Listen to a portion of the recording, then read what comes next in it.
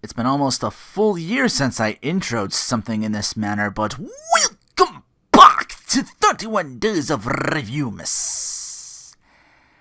How does this movie have a higher rating than MK Armageddon? I know SNK got an actually good game based on the movie. I've played it on my channel once before, but as far as the movie itself goes, I mean, it's based on a beat-em-up back when plots for video games weren't really the focus. Yeah, this is an arcade beat-em-up from the 80s that has a setting that just is Hokuto no Ken, but with less radiation. And then this movie comes out and actually does lean into more of the nasty effects of post-apocalyptic setting. So with that, let's begin my review of Double Dragon. The movie does speak of the usual game's villains in the Shadow Warriors, but they're just part of this 2,000-year-old legend. They terrorize an ancient city. The ruler of that city sacrifices himself to create a mystic medallion. Knowing its power, he splits it in two, one half representing the body, the other the soul. Title drop. Monks are attacked by 3 ninjas. That would have been an interesting crossover. One of whom is Al Young, who you might recognize from all sorts of action films. His name in this is Lewis, alongside his partner, Huey. Nice reference. Unapplied. And the third, wielding a whip, Linda Lash. They secure one half of the medallion, as the legend of this Double Dragon medallion is being told by our main villain of the story, Koga Shuko, fresh off his success as the T-1000 in Terminator 2. Robert Patrick Kelly? No, I think that... Isn't that somebody else? I'm terrible at names off the top of my head, sorry. So yeah, they got one medallion for him. The other half, not so hidden around the neck of a woman coaching Billy and Jimmy Lee in some karate tournament. Billy played by Scott Wolf from Party of Five fame, which I never watched, and Jimmy played by Mark Dacascos, fresh off his success as the main character in Only the Strong. I recommend that movie. That movie brought the Paranawe. I forget what car commercial did it. I'm like, wait, what are you doing? What's this? What's going on? The two brothers bickering on who gets the fight. Billy doing some childish shit like climbing on top of his opponent and nugging him. Are you kidding me? DQ his ass. Oh wait, they do. That's what the fuck you get. The other team gets the trophy and the prize money and calls them losers, and Billy goes all gung-ho on him in retaliation. Jimmy's got to protect his bro from a 1-on-2, and a riot ensues. Our protagonists. Yeah, you're pro-tags, not antags. What are you doing? And now for a news report from George Hamilton, who I don't know any movies from, and Vanna White. Yeah, just dump these cameos on us, why don't you? Andy Dick is the weatherman? Pfft, yeah, why the fuck not? Wow. You're not even going to start this movie with a shred of fucking dignity? God. It is daylight savings time, they mentioned, so the curfew is an hour earlier. You gotta race home or that acid rain's gonna get you. Yeah, this is new Angeles. At least this movie got the whole post-nuclear war thing down. Double Dragon, like I said, very Hokuto no Ken core.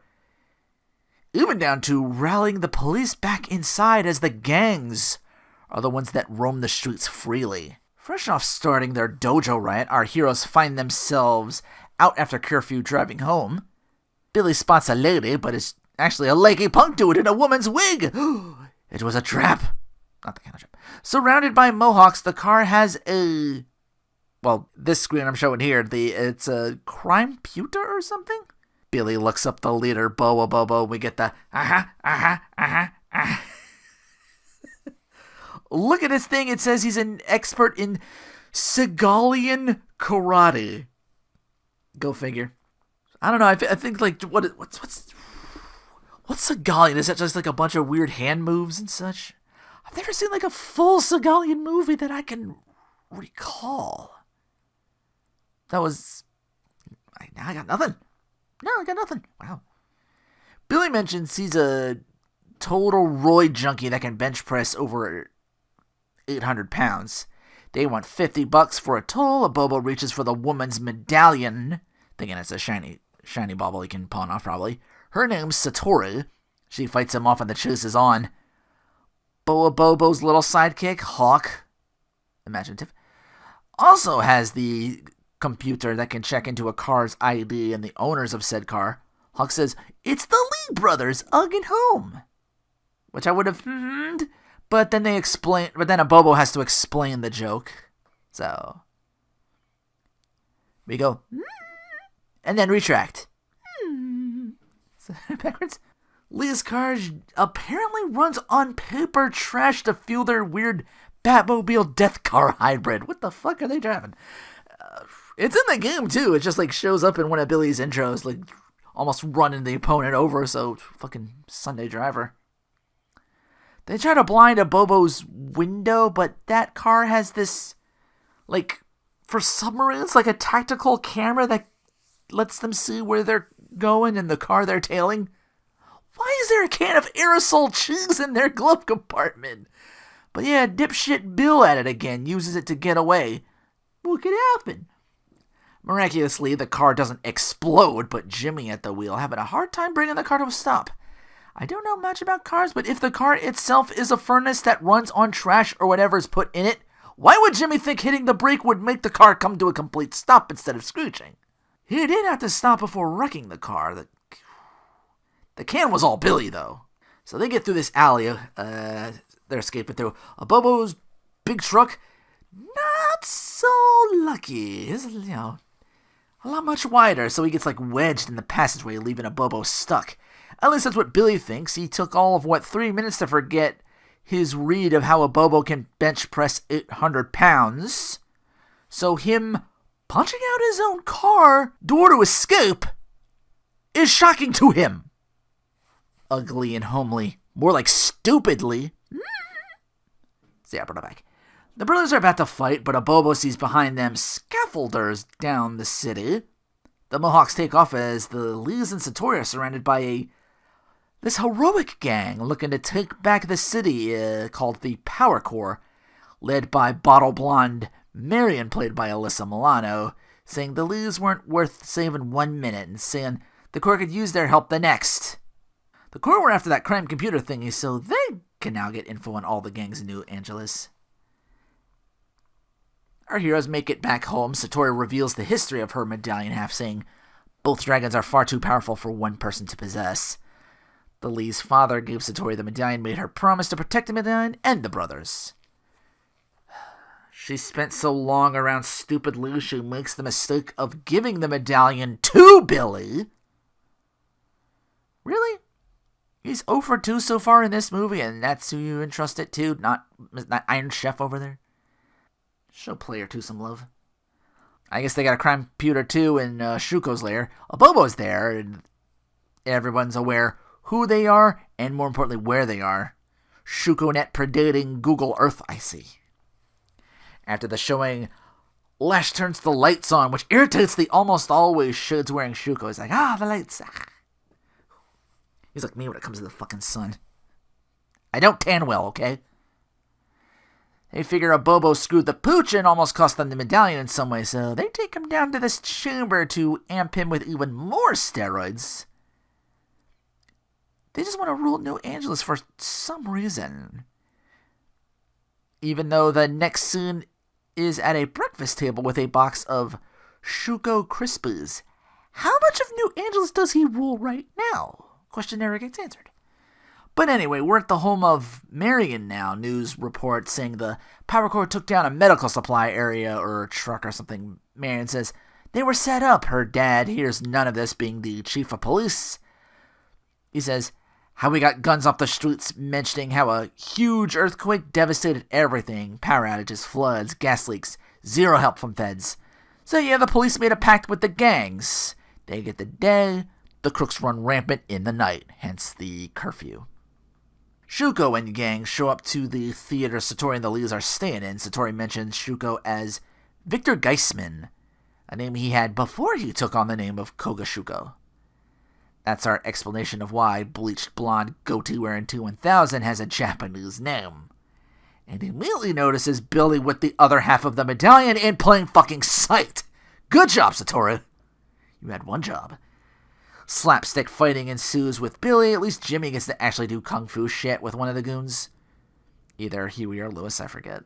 Satoru takes down Shuko for a while until he uses his medallion power, as the Lees get a glimpse of the new and nightmarish Abobo. Ugh. It's like two frogs in mid-ribbit on his neck. Yeah, make your muscle incredibly slow and ineffective. Man, everybody in this movie's on fucking idiot juice. It's gotta be the pollution. Never mind, Satoru's here speaking a little weird, asking for the half of the medallion she just gave Billy.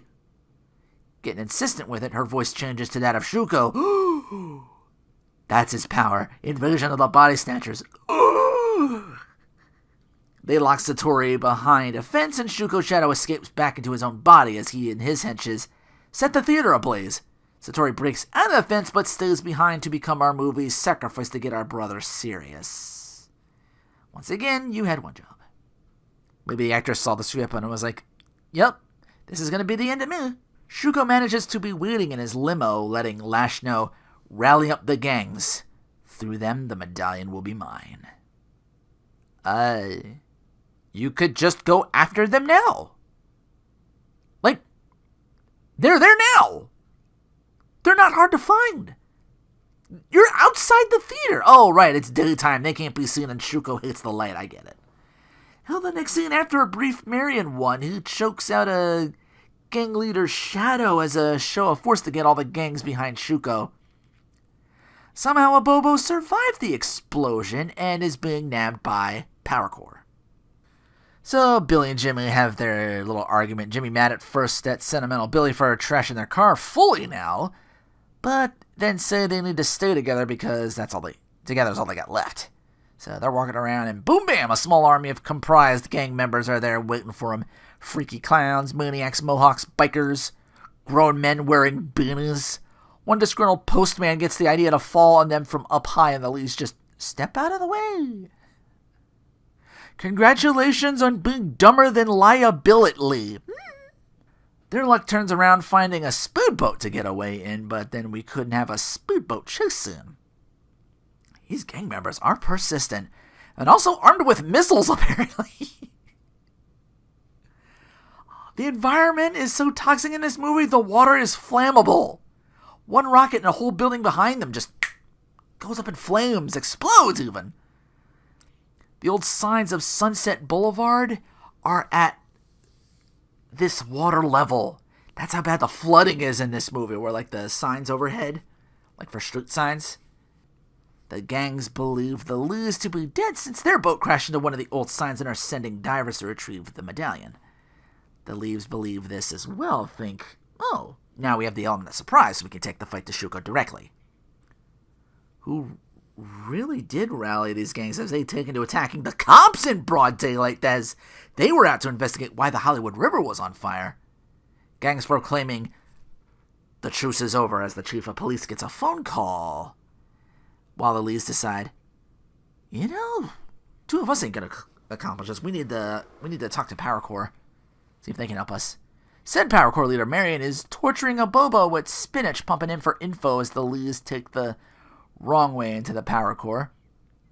So together they storm Shuko's public building while Marion and the Lees sneak in through the vents. Marion has the crime computer.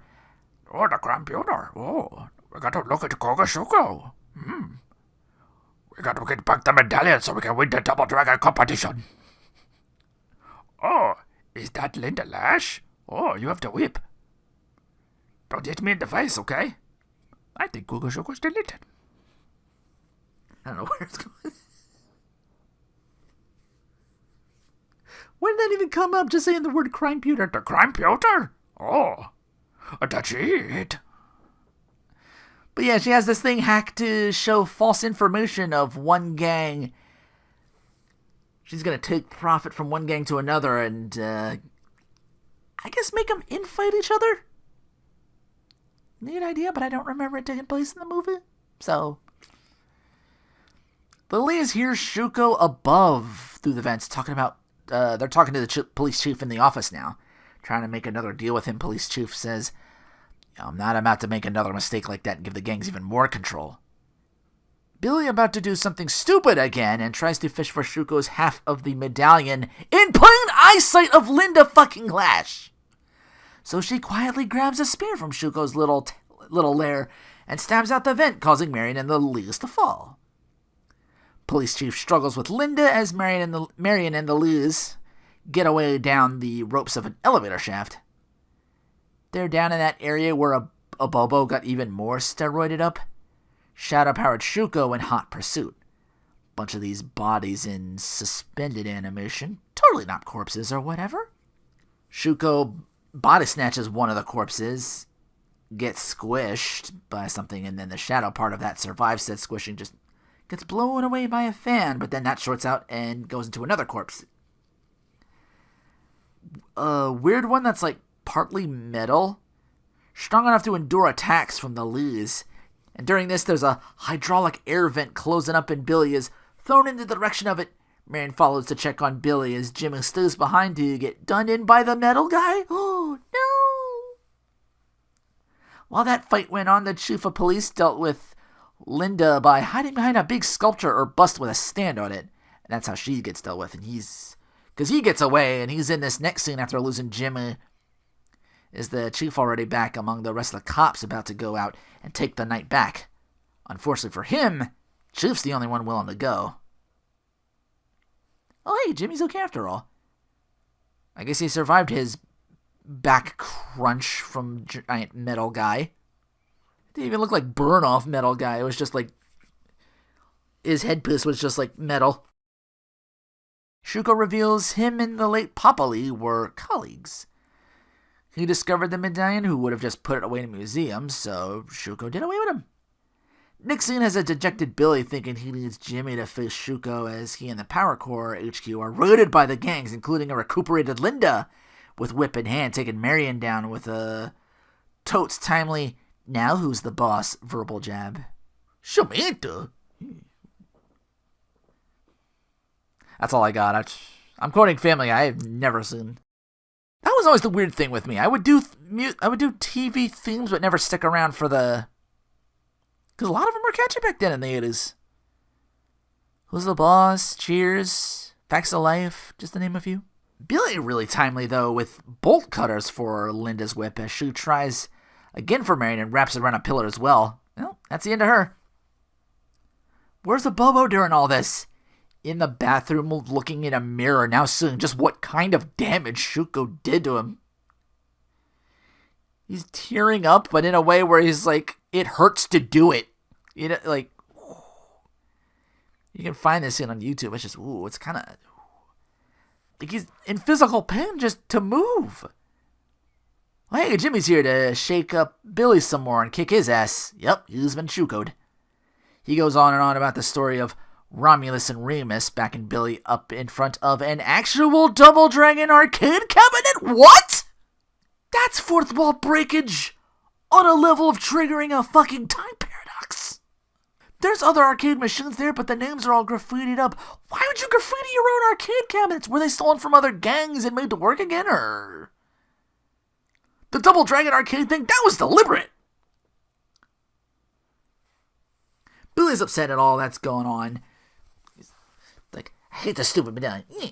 Chucks it away, and now the movie rewards his dipshit move by having the medallion just fly back into his hands and protecting him from dying at a Shuko-powered Jimmy kick through a brick wall. Okay, so he's got the power of body. Shuko, knowing he can't hurt Billy, tries to off himself in Jimmy's body. Fails this, and Billy shrugs off the attempt that would have been meant for Jimmy and actually boots the Shuko out of him. In the melee, Jimmy snatches Billy's half and it ends up on the floor just in time for Shuko to seize it. Puts the two together, enough power to black out the entire city and turn into two shadowy demon guys with swords for some reason. But it's movie set up for a Boba to finally make his slow, roided up self out to the fight itself. Straight up tells Marion he hates the light. So she's off to get the backup generator up and running. Lights on, bad guy gets blinded, and the Lees kick Shuko back into one person as the Lees snake the medallion and form it themselves. And the woman I already forgot the name of that protected the Lees shows up and tells them, guard their halves as they are now spiffied up in their red and blue and from the poster for the movie, I think, spoils. It's like there's only like a few minutes left in the movie. Oh, they're in the red and blue. There's only like, what, 10, 15 minutes of movie left? If that? Ooh. But yeah, they take down Shuko for good. Jimmy getting a little payback now, shadow powering into Shuko. As the chief of police arrives and tells him, as Shuko, I'm guilty of all this that I've done. Arrest me. Oh, by the way, here's this check to fund the new Angeles Police Department. And leaps out just in time for Shuko to be arrested, proclaiming, I want that check back. You think I'm bad? Where do you meet my lawyers? Oh, don't even attempt sequel this movie. No, this sucked. Even as a teen, I never kind of vibed with this movie much. Reviewing this stinker made me feel less like a review and more like I was sending an audition to the people behind CinemaSins. Best character? Slim pickings, but Linda Lash? Again, I might give it to Jimmy, too, you know. He did cool things, but being around Billy, he's... So, it's clear who the worst character is, or in my opinion. Intelligence-sucking vacuum that is Billy Lee. Power off? Again, I wrote a lot of these. I don't have all of this written down, so I'm trying to think off the top of my head right now for this movie. I don't know if there's anything else like really worst part about the movie. Again, just everybody on idiot pills, kinda, just to move the plot. Like, that's just lazy. Not one time did they do this spinning kick thing either. At least some movies remember to get their shit in. I can't believe I don't have anything for Power On. Maybe the Shuko thing kind of been cool and actually making, like, literal Shadow Warriors. It's like, oh, at least you got them in the movie for all of... Again, anything I can find to praise would be just... Either I'd want more of it or it gets tarnished. So it's not unwatchable. It's not good. I wouldn't recommend you see it more than once. I've seen it a bunch of times, so I knew kind of going in. I just had to see it again, though, do the review. Yeah, wow. Just 1 year in later, they try this again with the second of the two video game-based movies I saw in theaters, Super Mario Bros. Being the first one. So, join me next time as I begin Street Fighter Week. I know I originally scheduled this for a Tuesday, but card's subject to change. So, until then, take care!